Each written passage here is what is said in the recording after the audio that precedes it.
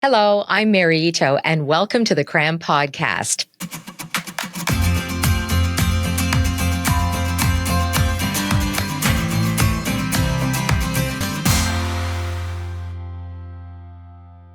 Okay, Taylor versus Beyonce. Well, who cares? Okay, maybe you don't, but a lot of people do. And not just fans, not just people who follow their every move and every word that they utter. Politicians, presidents, business leaders, economists, stock market analysts, and yes, even academics are interested in the Taylor Swift and Beyonce effect. And that's because it is huge.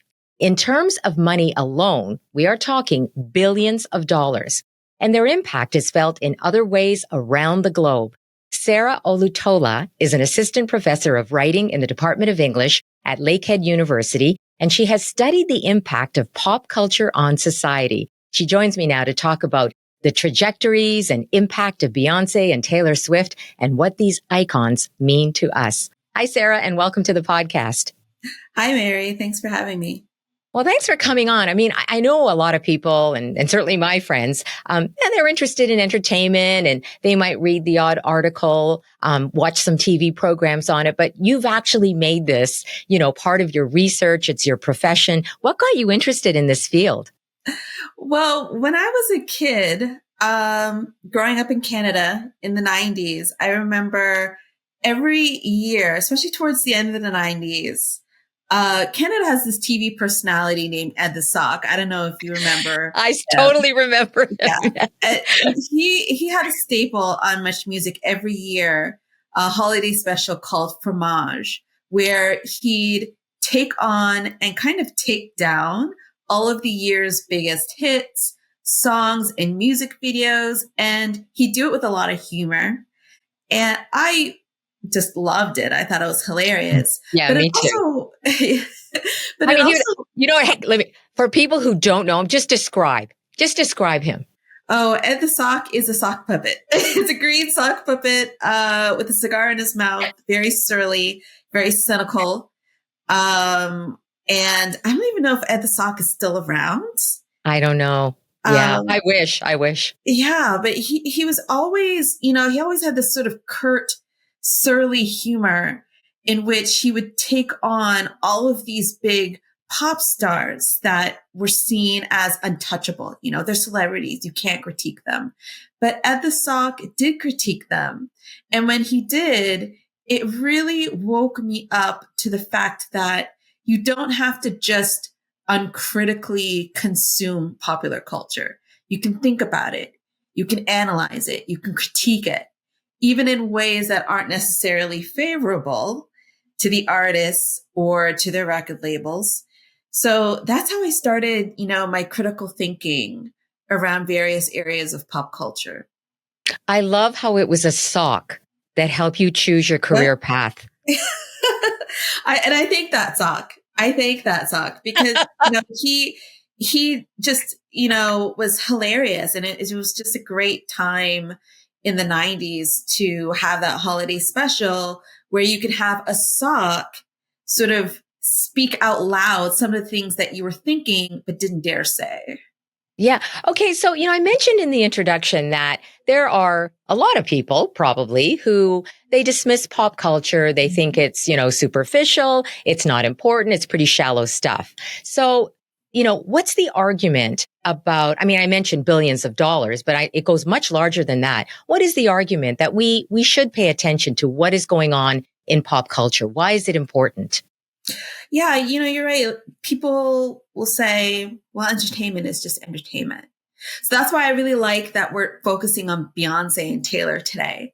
So when people say, well, entertainment is just entertainment, we can say no and point to Beyonce and Taylor Swift as examples and analyze their artistry, their brands, and their sheer cultural influence. Because, Beyonce and Taylor have often been compared to each other. They're both dominating the mainstream music scene as female entertainers. Their sheer success alone in multiple parts of the industry makes them really important texts to study so that we can understand pop culture, specifically pop culture's ties to politics, to cultural imperialism, to actual, imperialism, to economics, and so on. But of course, Beyonce and Taylor, one is a very rich Black woman and one is a very rich white woman. So when you think about the differences in their music and their treatment by the industry, and even the ways in which we have discussed them in the public, they also provide very useful examples through which we can think about identity, power, and privilege in America. Yeah, no, absolutely. And so, yes, I want to look at it through the lens of those different perspectives. I mean, I don't think, I'm just thinking about this past year. Both of them, I think, have dominated the news like no other year. Certainly Taylor Swift with her Eras tour, Beyonce releasing her country album, her return to country roots. So if we were to take a look first of all about the economics, right? Around both of them. I mean, what would you say about Taylor Swift? Because that's been talked about quite a bit, about the amount of money that she not only makes, but that she generates. Well, Taylor Swift's Era Tour, I think, is coming to an end at the end of 2024. And it was actually at the end of last year, 2023, that it was reported that the Eras Tour had made over $1 billion. $1 billion with a B dollars, first ever for a music artist tour. I think even usurping people like Elton John and Michael Jackson. So to say that Taylor Swift has had an impact on the economy, and think about this tour coming to various cities across the world. That's a lot of consuming. That's a lot of money going into the tourist industry, going into those particular cities' economies, those countries' economies, and so on and so forth.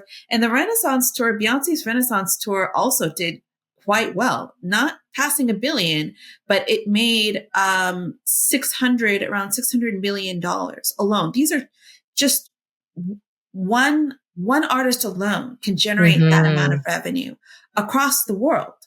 So that's a lot of money that's going into the economies of these countries.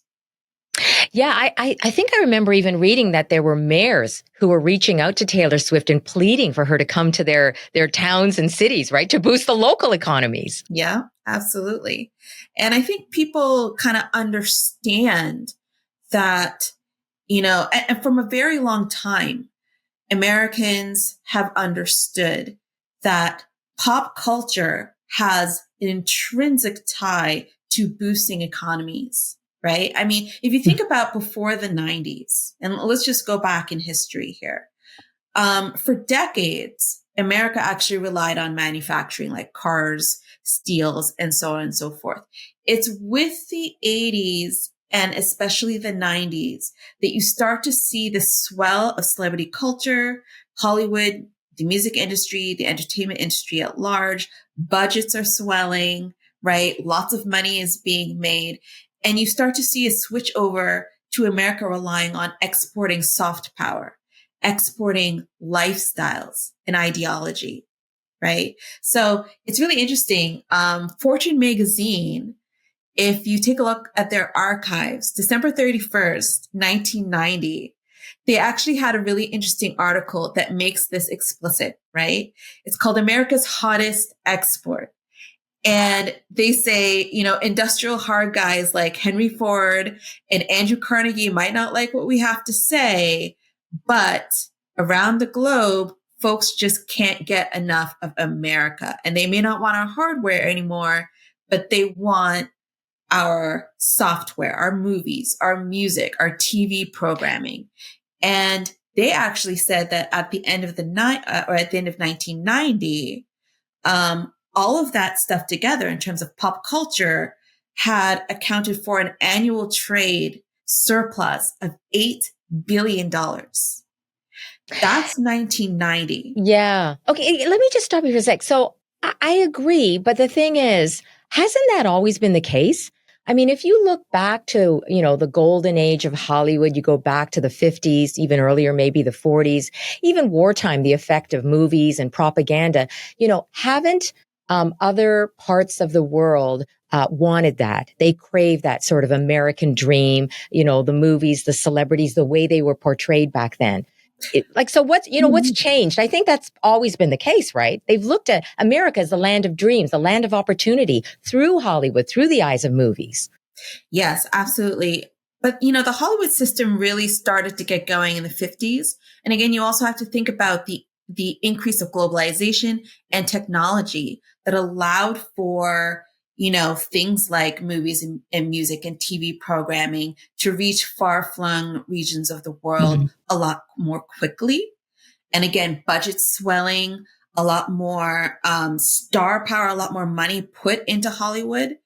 Like the kind of money that was put into movies in the 50s is nowhere near the amount of money that was invested in Hollywood in the 90s and so on. And you can see that trajectory getting bigger and bigger and bigger even throughout the decades afterwards. So, I mean, 2019, Hollywood made, I think it was reported by the Hollywood box office, about $42.5 billion. $42.5 billion.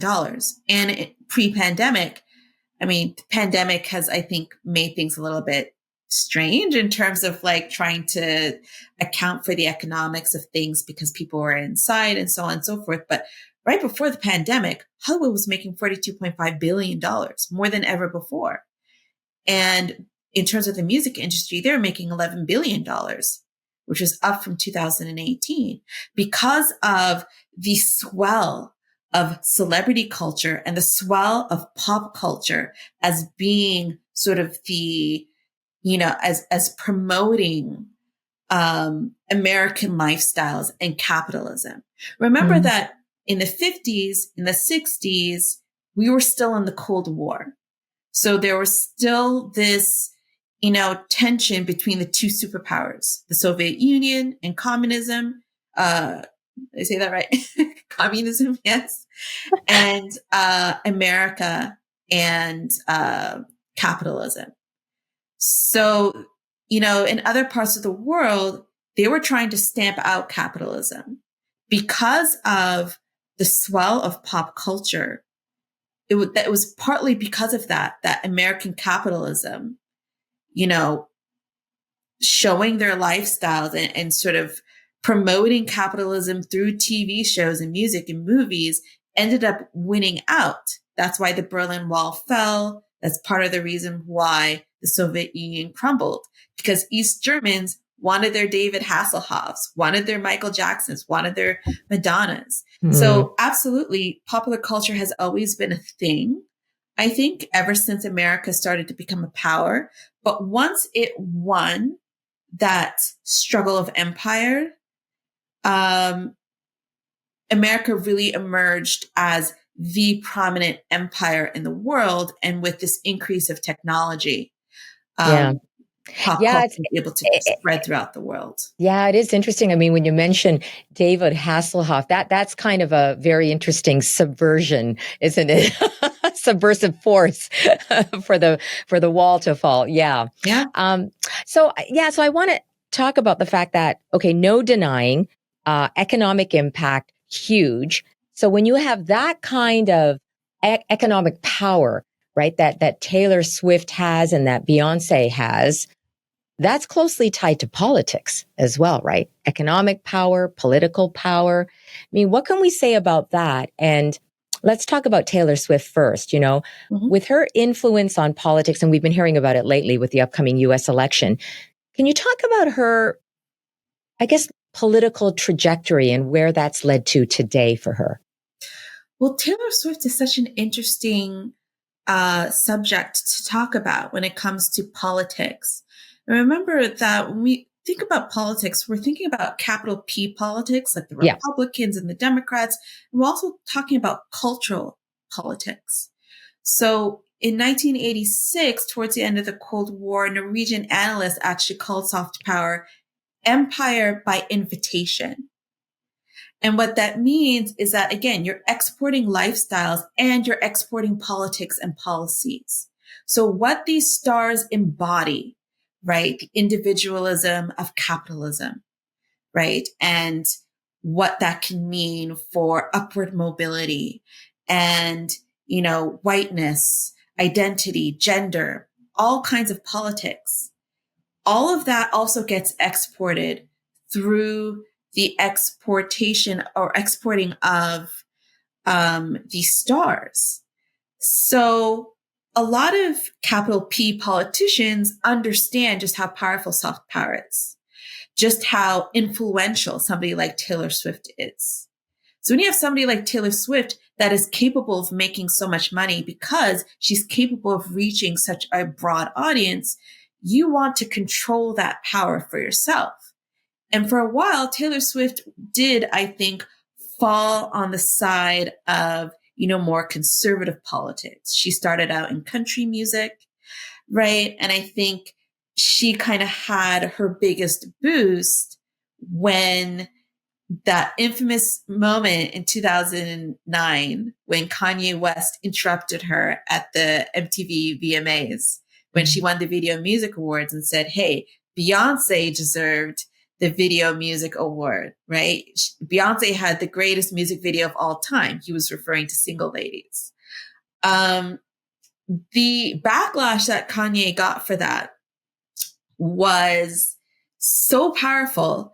It really turned Taylor Swift into sort of the embodiment of white American womanhood to be protected against all threats. And I felt like I was watching a D.W. Griffith movie, right? Like, to be honest. But with sound.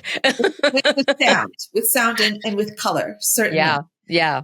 And a lot of conservatives sort of put Taylor Swift on this pedestal. But then around 2014, she actually makes the announcement that she's moving towards pop, which is traditionally more of a liberal genre than country music.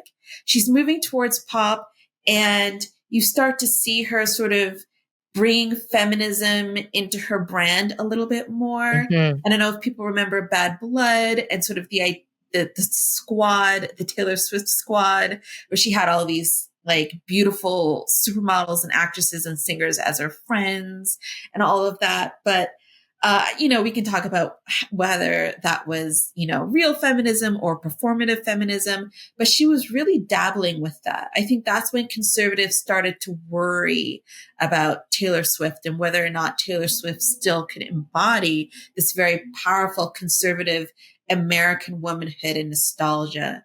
And I think very recently, with the conservative movement in America becoming far more radicalized and basically transforming into the MAGA movement, people have sort of seen Taylor Swift as not conservative enough. People on that side. Oh, well, I mean, the thing is, she did also endorse Biden in 2020, right? Yes. So that kind of put a target on her back in terms of, and again, I think, who knows, maybe she has been a lifelong Republican. I don't know about her personal politics, but the Republican Party has moved so far to the right with the MAGA movement that Taylor Swift took it upon herself to basically endorse the Democrats and Biden, which basically turned her into public enemy number one.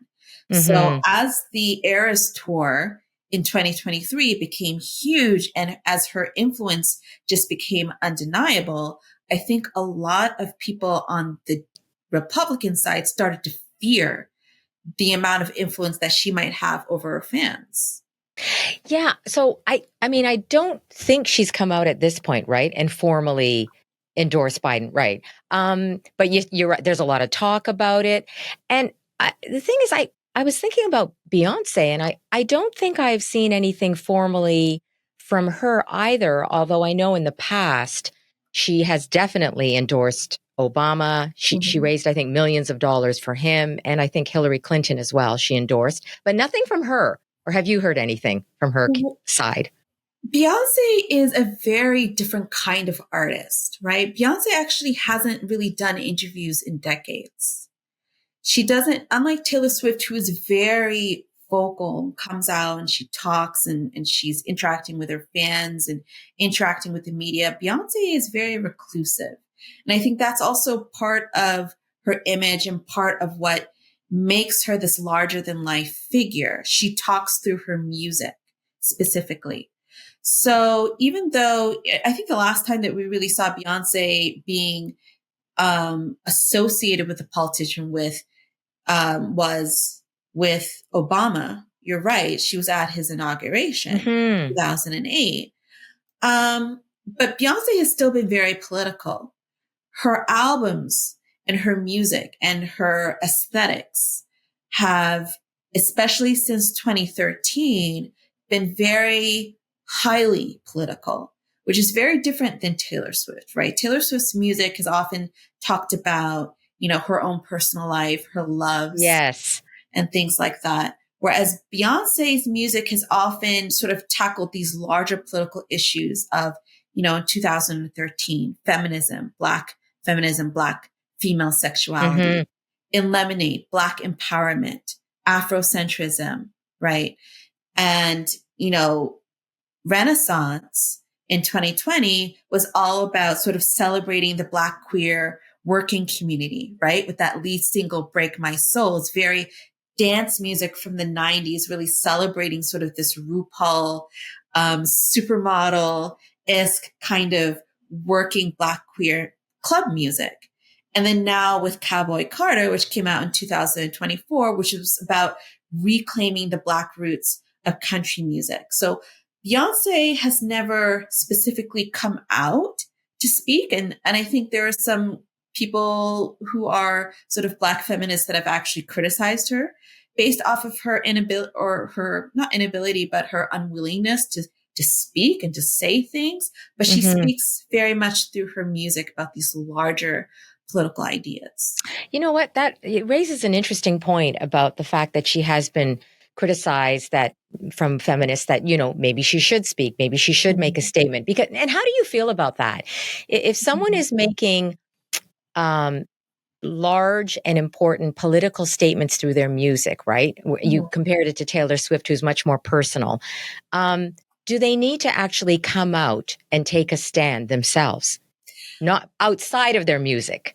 Outside of their music. I mean, that's such an interesting question, because I think in this present moment of social media, there's more pressure on celebrities to really speak, right? To Yeah. speak with their own words. And I think there's these parasocial relationships between fans and consumers and celebrities, where consumers feel like they should, know exactly what a singer is doing, what they're eating, what they're thinking, et cetera, right? Like, and really it's the immediacy of social media, right? If Beyonce wanted, she can just go on Twitter and talk about all these things. Sure. But I think that Beyonce's work speaks for itself, but at the same time, it exists in this interpretive space. Right. Right. So you may not necessarily interpret it the way that Beyonce wants you to interpret it.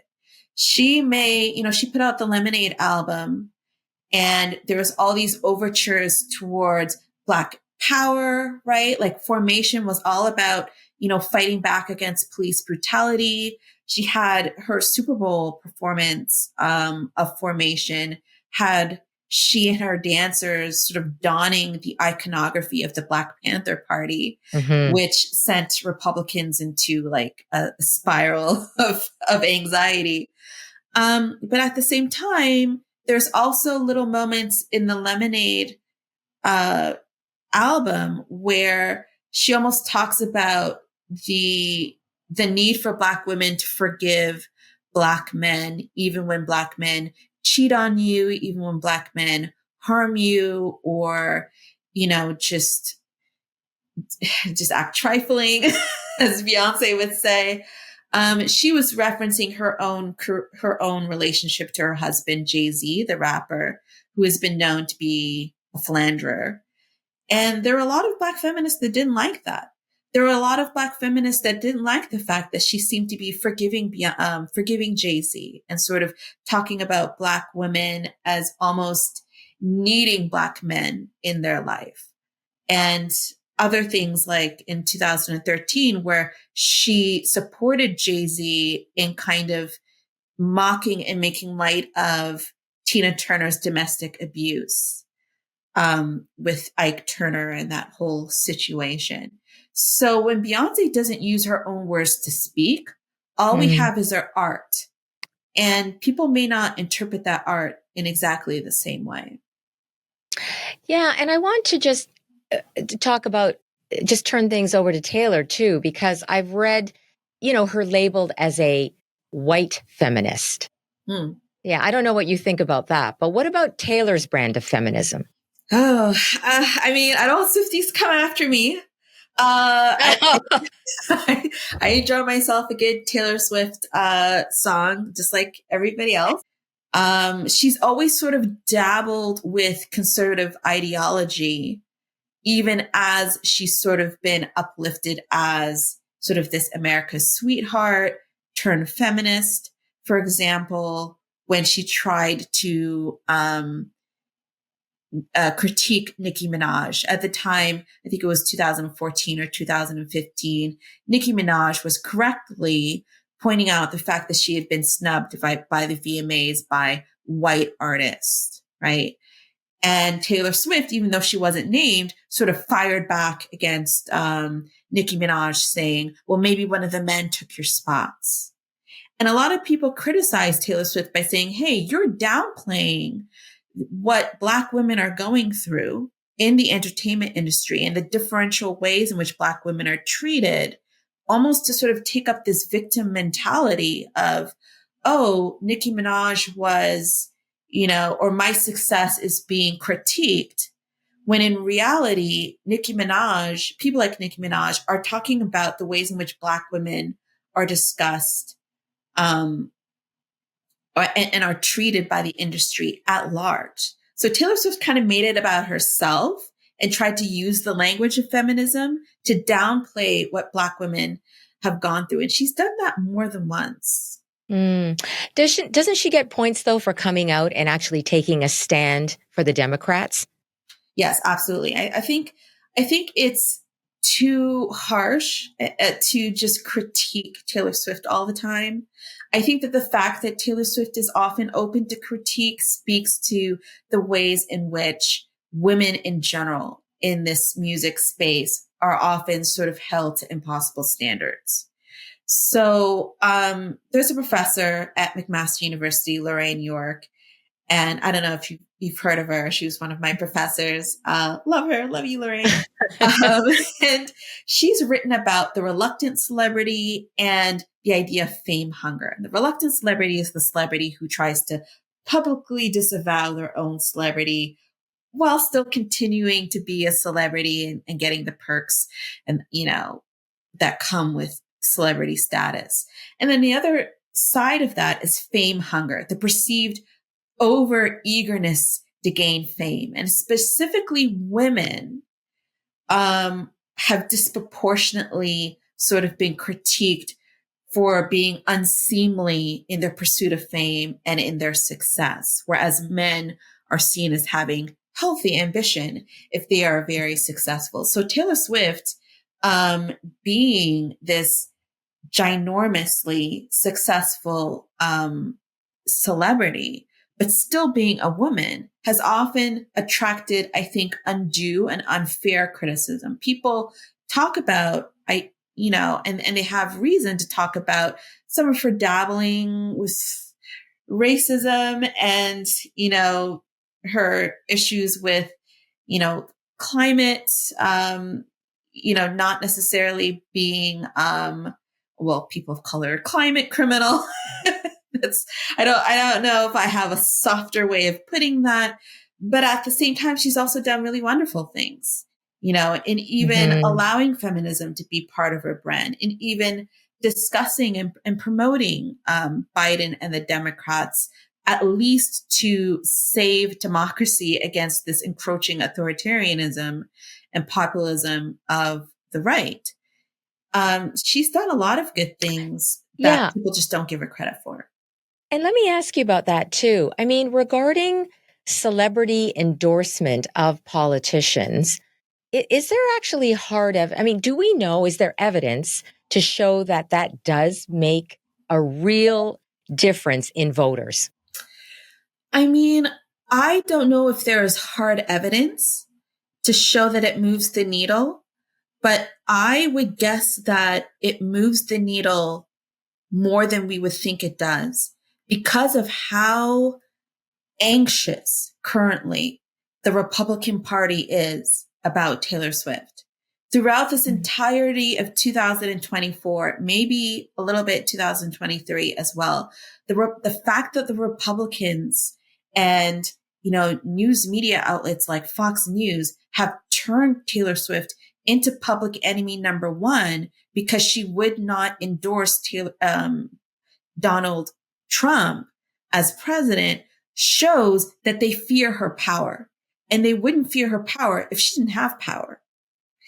Even, at a rally, I think this year, Donald Trump's rallies are always like very strange to watch, because it's a lot of word vomit and errant synapses firing. But he did Spoken like a true academic. but it is. It's really interesting that he did bring up Taylor Swift and said, I don't understand why she doesn't endorse me. Yeah. So, I mean, there you go. I mean, I think that the very fact that there's this anxiety around who somebody like Taylor Swift will endorse, I think points to the power of her influence. And by saying that too, it just gives her more power. Absolutely. Yeah. So, let's talk about, because again, this is all wrapped up as well in their fans, right? Because that's who they want to get votes from. Yeah. Who are the fans of Taylor Swift and Beyonce? And how are they the same and how are they different? They're very similar in a lot of ways, right? In 2012 and 2013, we do start to see the rise of the fandom, right? Beyonce's Beehive, Lady Gaga's Monsters, and of course, Taylor Swift's Swifties, right? And this idea that this community, and there have been fans before, but now you're starting to see the community becoming almost as famous as the celebrities themselves. They're becoming almost organized units of power that themselves can boost sales, bypassing gatekeepers, right? Bypassing, if your favorite artist is not getting radio play, which sometimes happens for Beyonce, Taylor Swift doesn't have to worry about that, but, has happened for other artists like the K-pop group BTS, right? These fandoms can come together, can organize crowdfunding, can, put out an actual action plan to help boost the album sales and the merchandising sales, the single sales, and the chart success of their favorite celebrity. So now you kind of have the fandom versus the general public. And when you have a powerful fandom behind you, that means you don't necessarily need the general public to be on board with your music, because that fandom is ride or die. And I think maybe it has to do with sort of like populism becoming part and parcel of the way that we think nowadays. But fandoms have become such powerful forces of supporting their favorite celebrities against any kind of critique, such that some music critics are even terrified of critiquing, people like Taylor Swift and Beyonce. I think Paper Magazine, their official, what do you call it? Their official review of Taylor Swift's latest album, The Tortured Poets Department. Usually you would have somebody who would attribute their name to that review, right? Whoever writes the review, they would put their name by the byline, but they had to make it anonymous. And on social media, they specifically said that they made it anonymous because they care about Paper Magazine staff and they don't want their staff to be harmed by the fan base. They actually came out and said that. Yeah. You know what? So what does that say then? If you have a very powerful fandom, do they now on a lower level, because I'm sure there's a hierarchy to this, but they also are wielding economic power, similar to Taylor Swift, political power, like all those things that we talked about regarding Taylor Swift, but on a lesser level. Absolutely. And it's interesting because fandoms have often been feminized and dismissed because people have seen fandoms as being largely made up of women in the queer community, which obviously marginalized groups and people sort of see them as lesser beings. And yet they have a lot of power, right? I mean, fandoms, the dark side of this power is that sometimes if you critique, Taylor Swift or Beyonce or BTS, those fandoms might get together and they might just dox you or they might, they might bully you or they might do these kinds of things. But at the same time, they also protect their artists against undue critique and undue treatment. For example, Janet Jackson's fans. If we all remember Janet Jackson's Super Bowl situation, we'll call it, in 2005, where she showed a part of her body and America canceled her for that. It wasn't her fault. It was Justin Timberlake. That wardrobe malfunction involved Justin Timberlake, but Justin Timberlake being a white man, he was able to get off scot-free, whereas Janet Jackson was canceled by the American general public. But because Janet Jackson had built up this strong fan base, she continues to sell out tours around the world. She's doing so right now. And again, think about Britney Spears, the Free Britney movement that helped her to become free from her conservatorship was pushed by her fan base. So they have political power, they have cultural power, and they have economic power as well to sort of help those, particularly women, because I do think that, it's largely kind of the boy groups and the divas that tend to have these very strong, active fan bases. And those are the groups that are sort of dismissed the most by the American music industry. So these fandoms that have their back are able to use their economic and their political and their cultural power to really protect them against undue criticism, cancellation, and just undue treatment from the industry and the general public at large. And then, and so they have that in common. What would be, though, the major difference between the fans of, Taylor Swift and Beyonce? Well, and this is a contentious point, I think, because I think the fandoms know it as well. Swifties are largely white women. It's just a fact.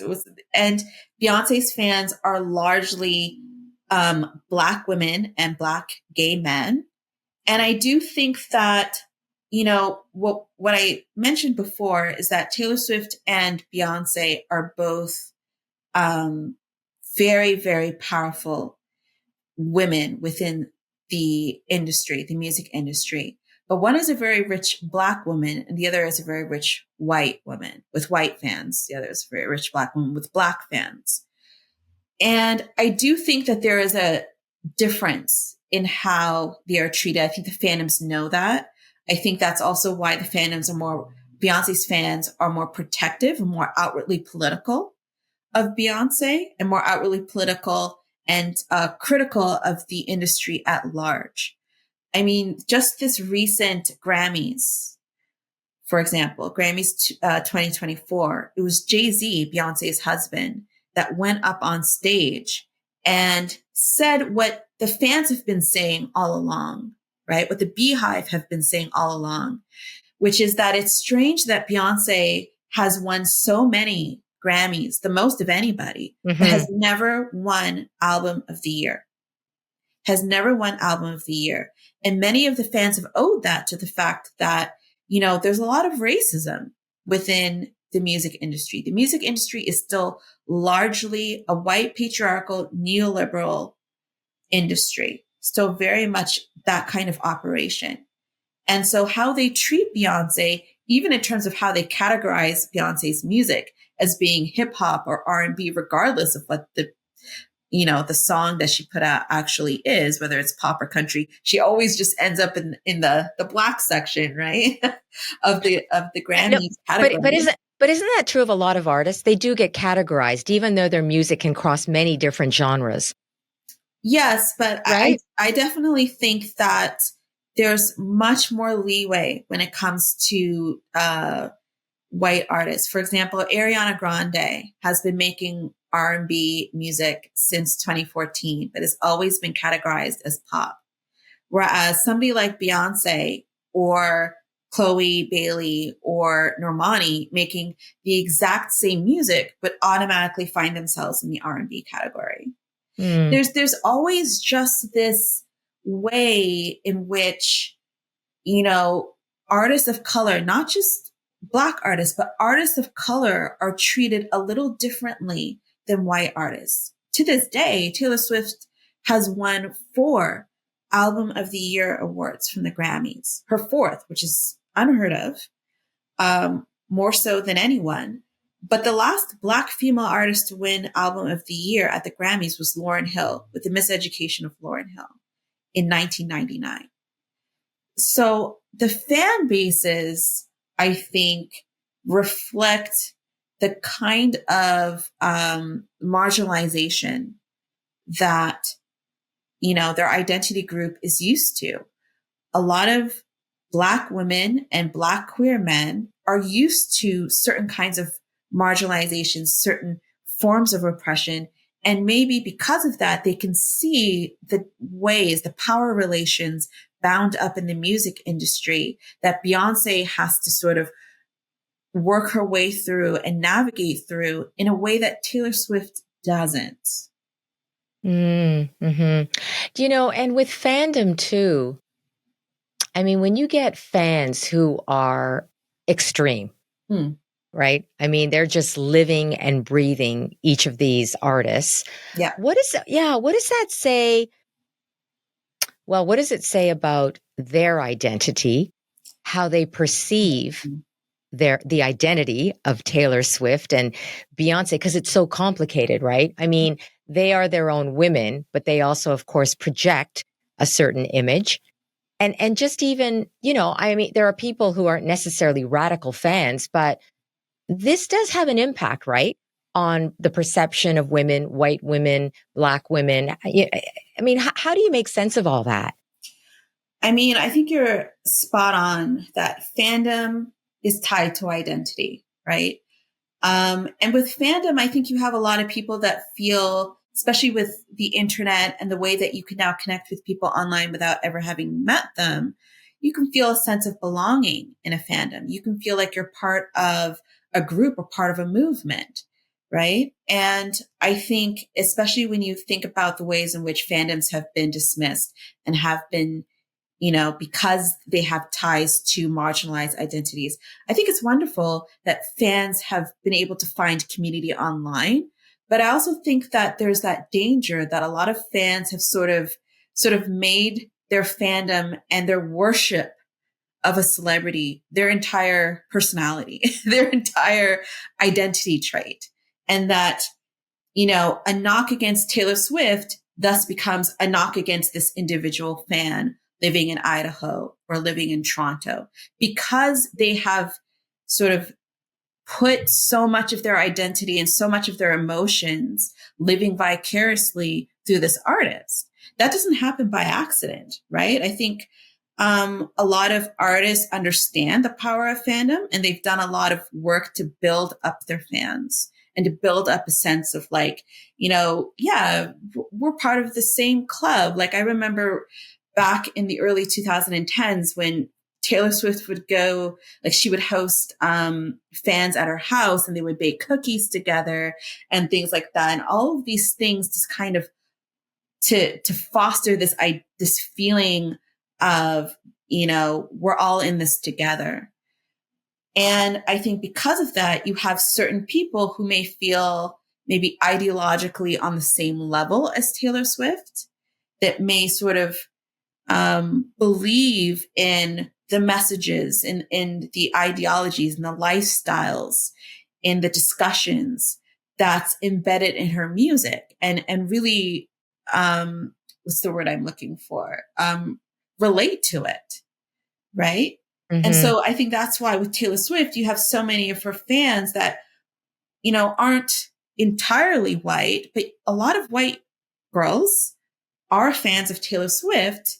Whereas, why is Beyonce's fan base predominantly Black? Maybe because a lot of what Beyonce is saying, from the aesthetics to the politics to the lyrics, right? When he F me good, I take his ass to Red Lobsters.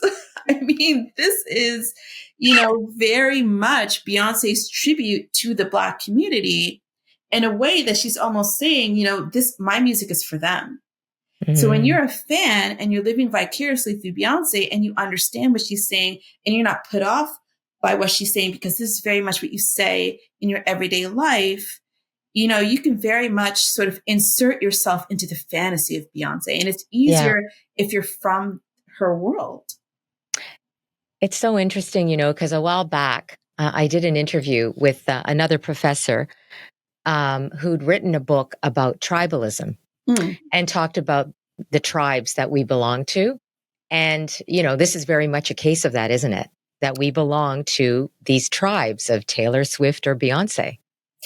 Absolutely. It's so funny because, or actually, I don't know how funny it is. It's kind of dangerous as well, I would argue. But, we're at a time now, an inflection point in history where tribalism has taken over in politics as Yeah. well. And it's become so much a part of our daily lives that it's even seeped into how we imagine ourselves as a community. So Mm. this very us versus them mentality that I think is bound up in the tribe has not only infected politics, but also entertainment and, lifestyles. And it's just become sort of the norm. But I would say that the unfortunate part of this is that it closes down other possibilities and other formations of community that might be less about us versus them and more about shared experiences and shared understandings. Mm-hmm. And maybe that's part of the neoliberal political moment that we're in right now. Yeah. I don't know if you can say anything about this, or maybe it's too soon to say, but what do you think about the legacy of each of these Mm. artists? Yeah. I mean, what do you think that they are going to leave? And also, as far as the impact, because of course, artists come and go, right, Mhm. over the years. And what is the lasting impact of someone? So when it comes to Taylor Swift and Beyonce, what's going to be their impact, and how deep will it go for either of them? I think both of them are at the top of their game. And I think, what we're seeing with certain artists right now, like Madonna and J-Lo, is this kind of ageism where, it used to be that past a point, like once you're past 25 or past 30, nobody wants to hear from you anymore. You're just going to be replaced by the younger version of you. Right. So, Mm. when Ariana Grande was coming out, they were saying, move over, Mariah Carey, and so on and so forth. Taylor Swift and Beyonce have been in the game for decades. And I think they'll continue to be in the game for decades. I don't think their fandom is going anywhere. I don't think their impact will be diminished by time. And I think that in and of itself is such an important um, impact upon the music industry that has often treated women as disposable. Both Taylor Swift and Beyonce are not disposable. They're finding ways to adapt and to evolve with the times and to find new audiences. I mean, I remember when I was a kid and people were talking about Destiny's Child, and when Taylor Swift was just starting out, and her peers, her fans were people that were my age. And now I'm teaching at Lakehead University, and I've got first year students who are Swifties, right? And I think it's going to continue like this.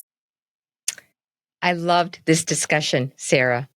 Yeah, it was super informative. Yeah, and just really thought-provoking.